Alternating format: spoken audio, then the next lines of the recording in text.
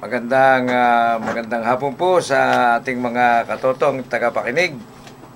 Ngayon po ay araw ng Linggo, ika-21 ng Oktubre, taong kasalukuyan. Narito naman po ang inyong lingkod, bagamat wala ang ating mga katotong Dan, Sulweta, at ang ating kasamang Willie Wan, Engineer Willie Wan, ay nag-aanyaya pong samahan nyo kami sa isang oras na masayang talakayan sa mga pinakamaliit na balita tungkol sa mga makabuluhang talakayan upang makaagapay ng sa ating pamahalaan at sa sambayanan sa pagtahak sa tuwid na daan tungo sa kasaganaan, kaayusan at kapayapaan. At siyempre pa, di pa rin nawawala ang mga tsikahan at tawanan.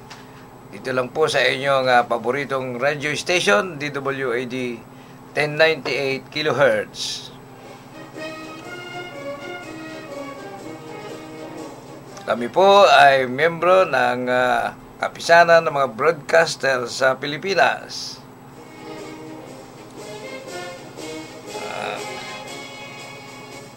At ngayon po, kahit na wala pa ang ating mga co-broadcaster, ay atin pong ipagpapatuloy ang ating programa.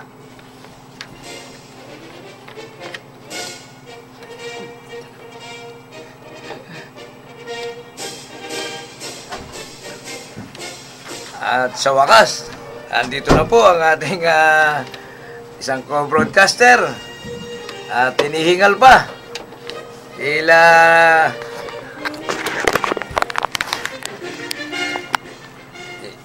magdadahilang na traffic, pero araw po ng Linggo ngayon. Ngayon po, andito po muli ang ating classmate at katotong partner.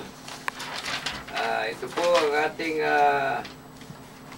kasama, ang simpatiko, matalino at aktibong leader ng ating iba-ibang bansang organisasyon, kapita-pitagan na tinaguriang Don Juan ng mundo ng broadcasting, si Engineer Willie Wan. Maraming salamat, classmate Paski. Tama ka, medyo hindi nga naman matraffic kasi umalis ako sa bahay menos 20. Grabe, no? Para akong lumilipad sa daan. Pero nagkataon na maluwag yung daan, medyo nahuli lang sa pag-alis. Binabati natin yung mga nakasama natin sa linggong itong nakaraan. Classmate, ano? Oh, sa Davao, nandun tayo ng Martes sa Miyerkules, binisita natin mga projects doon ng DMCI UPDI. Maraming projects doon, yung mga condo projects. Ang gaganda, mabenta.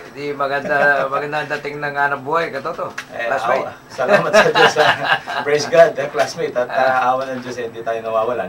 At nandun tayo sa Cavite, Cavite Export Processing Zone nung Huwebes, at nag-lecture tayo sa electrical safety ulit sa mga kabaro natin na electrical engineers at saka master electrician doon. At nung Biyernes, nandun naman tayo sa Subic dahil binisita natin yung chapter ng NAMPAP doon. Kaya puno-puno ulit yung linggo ko itong nakaraan, classmate. Talagang hectic. Pero ano naman, parang hinuhulog lang, no? Hinuhulog ng Panginoon yung schedule natin. Awa ng Diyos at pangabot. Kaya pa rin, masigla. Okay, maraming salamat, classmate. Magandang hapon sa lahat ng ating tagapakinig. Luzon, Visayas at Mindanao, no? Nandito na si Neil. So, sa buong mundo na. Di ba? Nakita ko na yung mga yung mga video natin sa sa lahat. Lumabas na ba katoto sa yung nakaraang programa? Nasa nakaraan, sa YouTube at sa Facebook. Ayos yung mga tagapakinig natin. Nabati natin yung mga ating mga kasapi sa Talakayang Pinoy sa Facebook. Okay.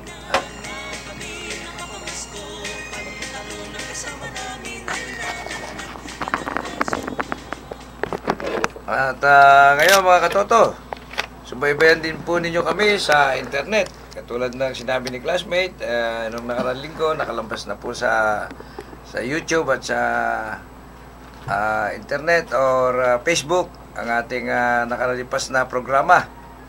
I-search lang po ninyo ang Talakayang Pinoy.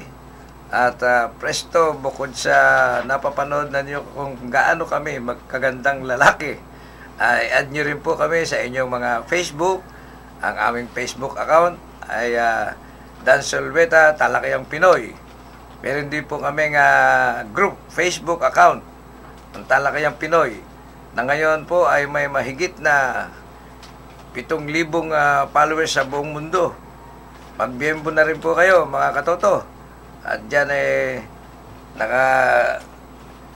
nakakarating ang mga bagay tayong mapag-usapan sa pamagitan ng makabagong teknolohiya, ang internet, at kung gusto po ninyo makipagtalakayan ng live, ay pwede rin po kayong tumawag dito sa aming himpilan sa mga numerong 531-2660 at 531-6774, o kaya mag-text sa smart na 0920-200-4016. Yan po mga katoto.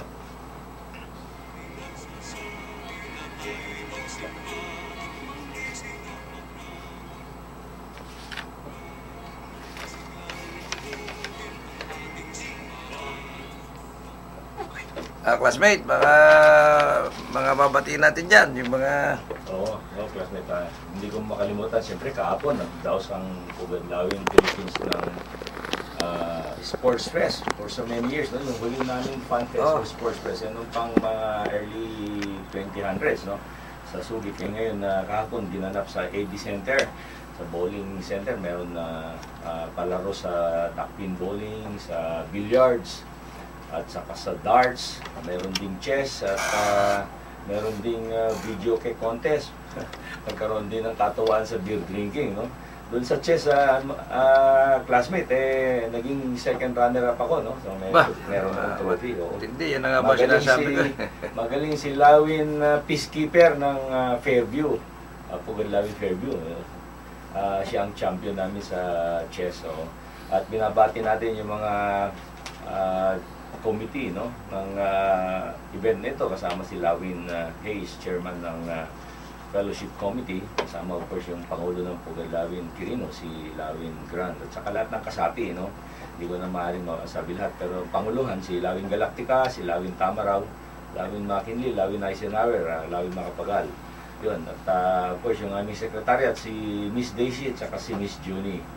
At siguro basahin ko na rin itong yung Vice President namin, si Lawin Rojas, si Secretary Lawin Merkel, Assistant Secretary Lawin Goldamir, Treasurer Lawin McKinley, Wing Clipper Lawin Regan, Medical Team Director Lawin Lenin, Fellowship Chair si Lawin Hayes, Lawin Ramos, Lawin Madison, Garfield Perun, Buchanan, Paul, Nixon, Obama, Almasan, Gabriela, Orita Cherandupog, si Lawin Malbar, at saka si Lawin Aquino III. Ayan. Yun classmate. Maraming salamat. Alam nyo mga katoto, ang ating katotong Dan Solveta po ay medyo may mahalagang misyon, kaya't hindi po siya nakarating. Hindi ko lang po alam itong si Henry Samaniego na ating singer ay wala pa rin po hanggang ngayon. At nagpapasalamat kami dito sa aming cameraman na maagap.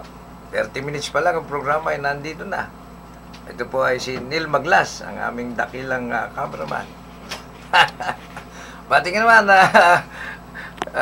Katotong Neil. Nyo, si Katoto, senyas lang ang naiintindihan ko na. Ayaw pong lumantad to dahil marami naghahabol. At ngayon po naman, para kay Katotong Dan, ang kanyang palaging binabati ay batiin din natin. Maligayang pakikinig kay kapatid na Cooper, Kahulugan, at sa kanyang misis na si Mars, kay Jerry Sumiran, kay Kuya Celo Parmelo, at Ate Inday diyan sa Floodway, kay Maring Lydia Hernandez, sa inaanak ko, sa inaanak niya, si Jetis diyan sa Kainta. Of course, bandang Makati, sina Oka, Mang Segundo.